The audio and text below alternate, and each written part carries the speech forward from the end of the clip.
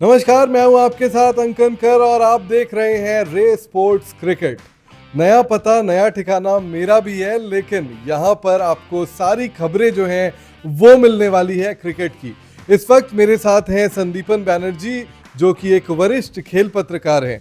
Cricket के मैदान पर आपको हर जगह पैनी नज़र लगाए हुए नज़र आते हैं, चाहे वो प्रैक्टिस सेशन हो या प्रेस बॉक्स हो, हर मुकाबले में भारतीय टीम के नज़र आते हैं। और हम दोनों इस वक्त हैं मलेशिया में, कुआलालंपुर में, on our way to Perth. Perth इसलिए क्योंकि वहां पर शुरू होने वाला है बॉर्डर गावस्कर ट्रॉफी। भारत और ऑस्ट्रेलिया के बीच जंग शुरू होने वाली है। ये जंग क्रिकेट के मैदान पर खेली जाएगी, लेकिन ये जंग दोनों ही टीमों के लिए बहुत जरूरी है। ऑस्ट्रेलिया को अपनी खोई हुई बादशाहत, जो काफी लंबे अरसे से उन्हें मिल नहीं रही है, उसकी तलाश है। और इंडियन टीम इस टूर्नामेंट को, इस सीरीज को जीतकर एक हैट्रिक बनाना चाहती है ऑस्ट्रेलिया में बॉर्डर गावस्कर ट्रॉफी जीतने की। और इसके साथ ही इससे ज्यादा जरूरी जो चीज है वो ये है कि WTC के फाइनल में, यानी कि वर्ल्ड टेस्ट चैंपियनशिप के फाइनल में इंडियन टीम एंट्री करना चाहती है। और उसके लिए भारतीय टीम को किसी भी हालत में ये सीरीज जीतनी होगी। बहुत सारी बातें करेंगे, लेकिन सबसे पहले आपको बड़ी खबर बता देते हैं जो हमें मुंबई से मिल रही है। चूंकि हम मलेशिया में हैं और ऑस्ट्रेलिया के टाइम जोन यानी कि पर्थ के टाइम जोन के साथ हैं, तो हमें संदीपन बहुत ज़्यादा दिक्कत एक्लिमेटाइजेशन में नहीं हो रहा है। और मुंबई से यानी कि इंडिया से भी खबरें मिल रही हैं। तो पहली बड़ी खबर जो मिल रही है वो ये है कि रोहित शर्मा, भारतीय टीम के टेस्ट टीम के नियमित कप्तान, पर्थ टेस्ट मैच नहीं खेलेंगे।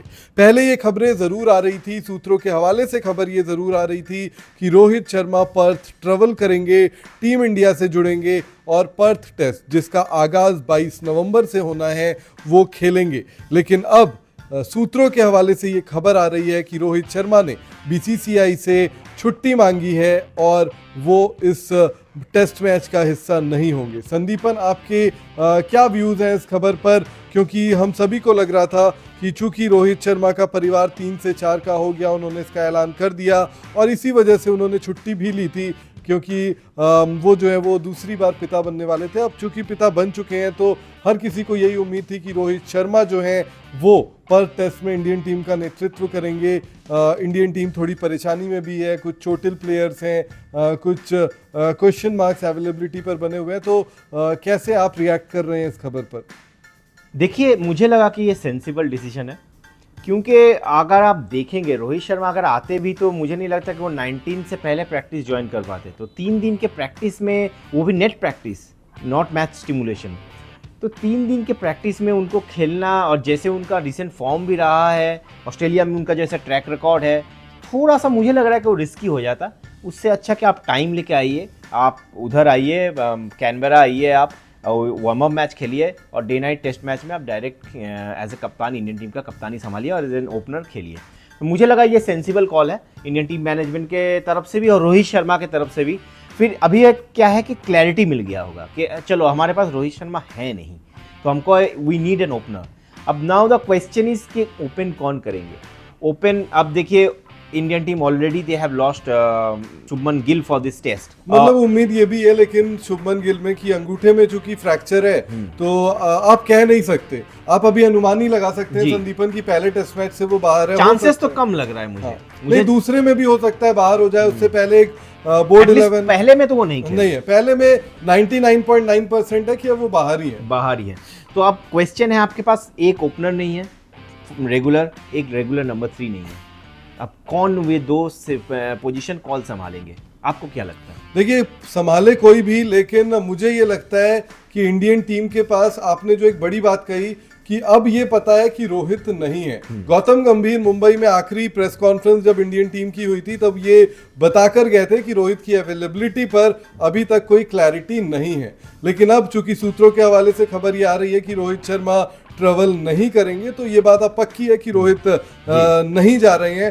तो एक ये अच्छी चीज़ हुई है कि अब एटलीस्ट इंडियन टीम मैनेजमेंट को जो बैकअप स्लॉट है, जो वो सोच रहे होंगे कि किन से भरना है, वो अब सटीक बैठ जाएगा। ऑप्शंस कई सारे हैं, यशस्वी, अभिमन्यु ईश्वरन यशस्वी के साथ ओपन कर सकते हैं, KL राहुल जिनका एक शतक है अगर ओपन करते हुए बात की जाए तो ऑस्ट्रेलिया में ही, तो वो एक ऑप्शन होंगे। तो बहुत सारे ऑप्शंस हैं और आज एक अच्छा दिन है ये खबर बाहर आने का कि रोहित शर्मा ट्रेवल नहीं कर रहे। क्यों?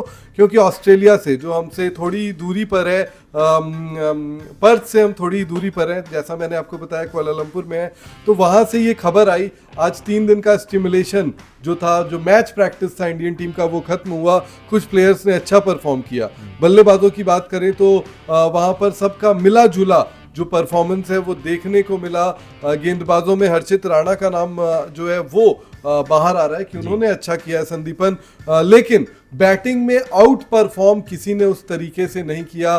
ध्रुव जुरेल की बात हो रही है, ऋतुराज गायकवाड़ की बात हो रही है कि इंडिया ए के लिए जिन्होंने अच्छा परफॉर्म किया उनको भी रोका जाएगा। आज रात की उनकी पर्थ से फ्लाइट है। अब देखना ये है कि वो बोर्ड करते हैं वो फ्लाइट वापस इंडिया आने के लिए या नहीं करते हैं। आपके अनुसार कौन है वो 2 प्लेयर जिनको आप ओपन कराएंगे? एक केएल राहुल हो सकते हैं, अभिमन्यु ईश्वरन भी एक ऑप्शन है, ध्रुव जुरेल को क्या आप टॉप ऑर्डर खिलाना चाहेंगे, ये एक सवाल है, या सरफराज खान को आप ऊपर लाना चाहेंगे? तो बहुत सारी चीज़ें। या ऋषभ पंत एक ऐसे प्लेयर हैं जिनको आप किसी भी पोजीशन में कभी भी डालते हैं, तो क्या आप उनको ला सकते हैं? आपके हिसाब से क्या चल रहा है गौतम गंभीर के दिमाग में या इंडियन टीम मैनेजमेंट के दिमाग में? देखिए, गौतम गंभीर के दिमाग में या इंडियन टीम क्या सोच रही है ये तो मुझे पता नहीं, लेकिन मुझे कोकाबूरा बॉल के बारे में पता है। बिल्कुल, कोकाबूरा बॉल जो है वो ड्यूक्स या एसजी जैसा बॉल नहीं है, थोड़ा सा डिफरेंट बॉल है ये।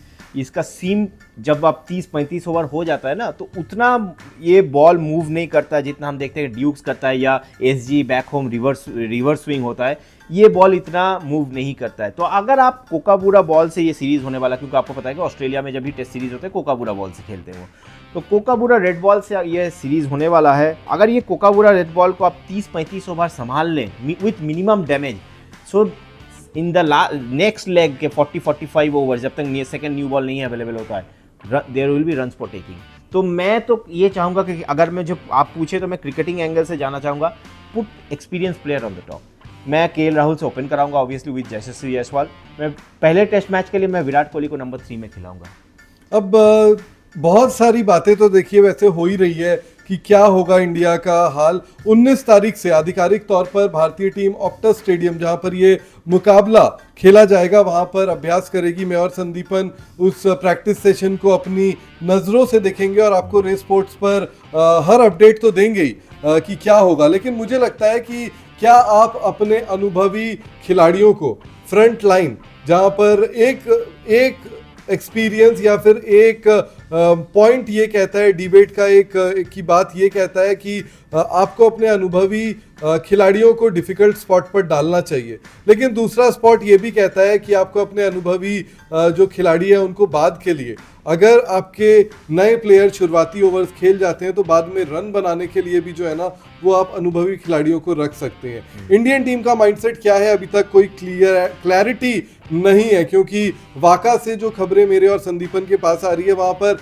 कुछ नए नए नाम आ रहे हैं। बल्लेबाजी में अचानक नीतीश रेड्डी का नाम अचानक ऊपर आ रहा है कि गौतम गंभीर और एक्सपीरियंस प्लेयर्स उन्हें बहुत टिप देते हुए नजर आए हैं। आमतौर पर होता यही है कि प्रैक्टिस सेशन में अगर कोच किसी प्लेयर पर बहुत ज्यादा ध्यान दे रहा है तो उनका डेब्यू हो जाता है संदीपन। और हमने कई बार देखा है कि कई ऐसे प्लेयर्स रहे हैं भारतीय टेस्ट इतिहास में जो 1 मैच 2 मैच या 3 मैच के भी लिए डेब्यू हुआ है, कैप मिली है, लेकिन वहां से कई प्लेयर्स का करियर बना भी है, कई का बिगड़ा भी है। करुण नायर एक ऐसे प्लेयर है जिन्होंने पर्थ में खेला था वो टेस्ट मैच, बहुत मार पड़ी थी उसमें। मतलब आपके पास बहुत सारे नाम हैं ऐसे, मुझे भी पता है और मेरे पास भी है। नहीं, मैं विनय कुमार का नाम इसलिए बोल रहा हूँ क्योंकि मैदान भी वही है। हाँ। मतलब शहर वही है, मैदान अलग हो गया। लेकिन आपको क्या लगता है कि अगर कोई नया प्लेयर से अच्छा, यही है आपने क्रिकेटिंग एंगल बताया कि केएल राहुल को ओपन कराइए और नंबर 3 पर विराट को खिलाइए, क्या नुकसान होगा अगर हम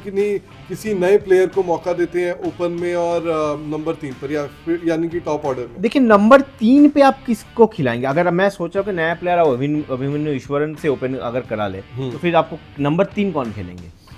फिर आपको केएल को नंबर 3 में डालना पड़ेगा, क्योंकि he has experience of playing new ball in Australia, 100 है उनका न्यू ओपन करते हुए, और ओपन नंबर 3 ऑलमोस्ट लगभग सेम ही होता है। लगभग सेम है। नहीं, लेकिन मेरा एक छोटी सी बात मैं यहाँ ये भी कहना चाहूंगा, going by the current form, if we see the current form of KL Rahul, do you think the position of number 3, because I believe that is a bridge between top order and middle order, and that is the most crucial and important position, number 3 और 4 को मैं मानता हूँ, तो आपको लगता है कि एक आउट ऑफ फॉर्म प्लेयर जो लगातार पिछले काफी कुछ चल रहा है उसके दिमाग में, स्ट्रगल कर रहा है, आईपीएल में भी अगर देखा जाए तो लखनऊ सुपर जायंट्स के साथ जैसा हुआ, रिटेन नहीं हुए, अपने आप को कैप्टनशिप पोटेंशियल देखते हैं, तो आपको लगता है कि उस लेवल के प्लेयर को आपको इतने इंपॉर्टेंट सीरीज में, लाइफलाइन सीरीज है इंडियन टीम के लिए WTC फाइनल पहुंचने के लिए, आपको लगता है कि केएल राहुल के साथ वो बहुत ज्यादा रिस्की नहीं होगा?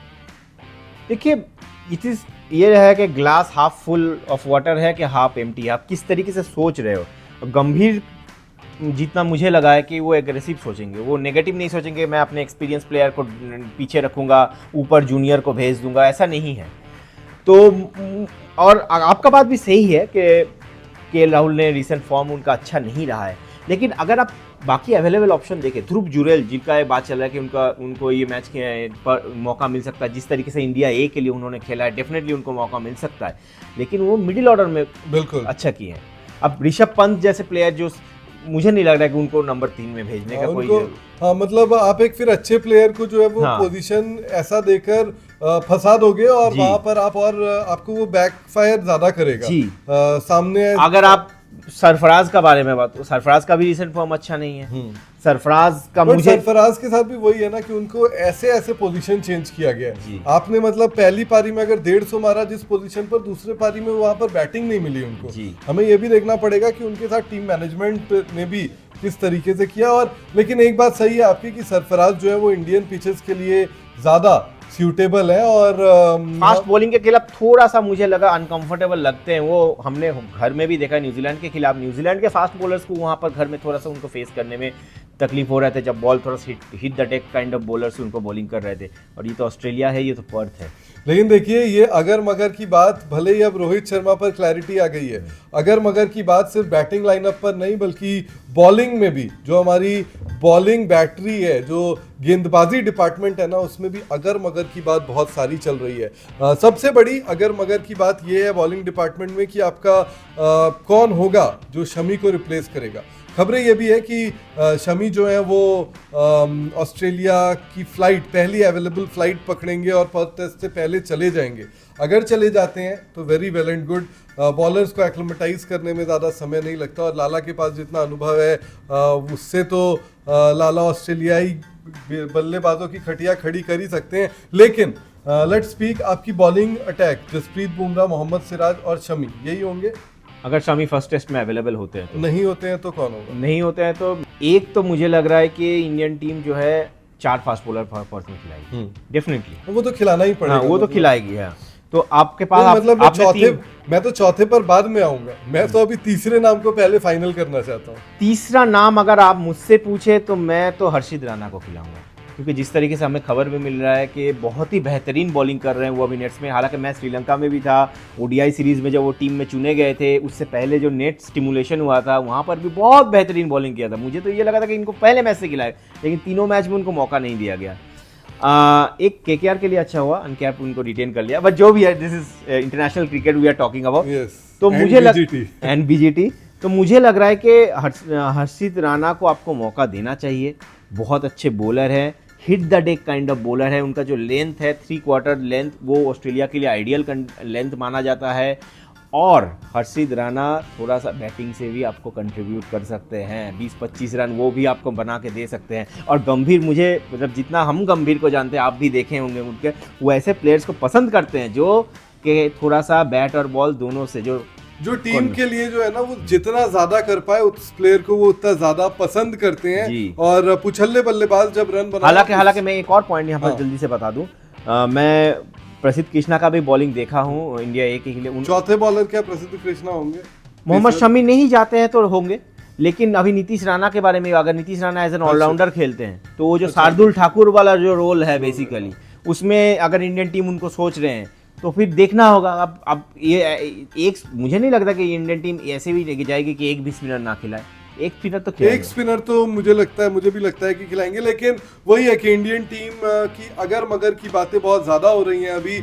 क्योंकि अभी तक कुछ तय नहीं है। तय सिर्फ ये है कि रोहित शर्मा पर्थ टेस्ट में अवेलेबल नहीं होंगे। उन्होंने बीसीसीआई से ये रिक्वेस्ट किया है कि उनको और कुछ दिन की छुट्टी दी जाए, वो अपने परिवार के साथ समय बिताना चाहते हैं। और जसप्रीत बुमराह इस दौरान भारतीय टीम का नेतृत्व करेंगे पर्थ के ऑप्टस स्टेडियम में, जहां पर रेस स्पोर्ट्स क्रिकेट भी मौजूद होगा। मैं और संदीपन 19 तारीख से ही भारतीय टीम भी ऑप्टस स्टेडियम में प्रैक्टिस करेगी। फिलहाल भारतीय टीम जो है वो वाका स्टेडियम में जो है ना वहाँ पर मैच स्टिमुलेशन कर रही थी, तो वहाँ पर इंडियन टीम 19 तारीख से पहुंचेगी। हम भी कल पहुंच जाएंगे पर्थ, और पर्थ से भी सारी रिपोर्ट, सारे जो हैपनिंग्स हैं इंडियन टीम के आसपास की, वो सब हम आपको ग्राउंड जीरो से देंगे, यानी कि पर्थ से देंगे। तो रेस स्पोर्ट्स क्रिकेट पर आपको सिर्फ मिलेंगी खबरें, सटीक खबरें, नो सेंसेशनलिज्म, ओनली न्यूज़। और जितने ऑनेस्ट तरीके से हम बता सकते हैं उतने ऑनेस्ट तरीके से खबरें जो हैं वो आपको इस प्लेटफॉर्म पर देंगे। तो जल्दी से जल्दी रेस स्पोर्ट्स क्रिकेट को अगर आपने सब्सक्राइब नहीं किया है तो वो कर लें। इस वीडियो को लाइक भी ज़रूर करें। अगर आपके कोई सवाल हैं तो वो कमेंट सेक्शन में मुझसे या संदीपन से आप पूछ सकते हैं। हम अगले वीडियो में उनका जवाब देंगे, या फिर कमेंट बॉक्स में भी जवाब दे दें। और इसके अलावा हमारी जो कवरेज है वो आपको racesports.com पर भी मिलेगी, रेस स्पोर्ट्स के इंस्टाग्राम, रेस स्पोर्ट्स क्रिकेट के ट्विटर पर भी मिलेगी। तो उन प्लेटफॉर्म्स पर भी जाएं, हमें फॉलो करें, सब्सक्राइब करें और अपना प्यार जो है वो ज़रूर दें। इस वीडियो को आपने देखा, हमारे साथ जुड़े रहे, आपका बहुत बहुत शुक्रिया, धन्यवाद।